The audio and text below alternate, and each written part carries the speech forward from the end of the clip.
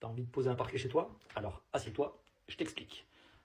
Ça, c'est la pièce qu'on va devoir traiter. C'est 2 chambres, il y a environ une grosse trentaine de mètres carrés. Tout d'abord, tu vas commencer par dépoussiérer correctement ton support. Moi, je passe tout à l'aspirateur, au moins je suis sûr, s'il reste des petits bouts d'enduit, tu grattes. Tu déroules ta sous-couche, ça se coupe assez facilement, tu vas venir les mettre bord à bord, il faut qu'il y en ait partout.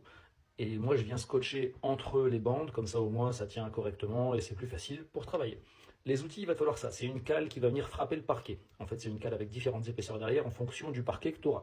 Et le deuxième outil, c'est cet outil-là qui va te servir à la fin, mais tu verras ça tout à l'heure.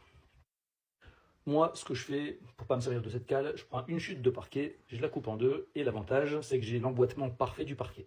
Ce qui me permet vraiment de ne pas l'abîmer si je dois le taper. Tu verras que la plupart du temps, je le pose à la main. Le parquet, tu vas t'arranger pour poser les parties femelles au sol. C'est les parties mâles qui vont venir s'emboîter à chaque fois. Donc là, tu as toutes les parties femelles, et les parties mâles, c'est celle-là et celle-là. D'accord? Donc tout le temps, les parties femelles au sol et la partie mâle vient s'emboîter. Donc tu regardes un peu comment se comporte ton parquet.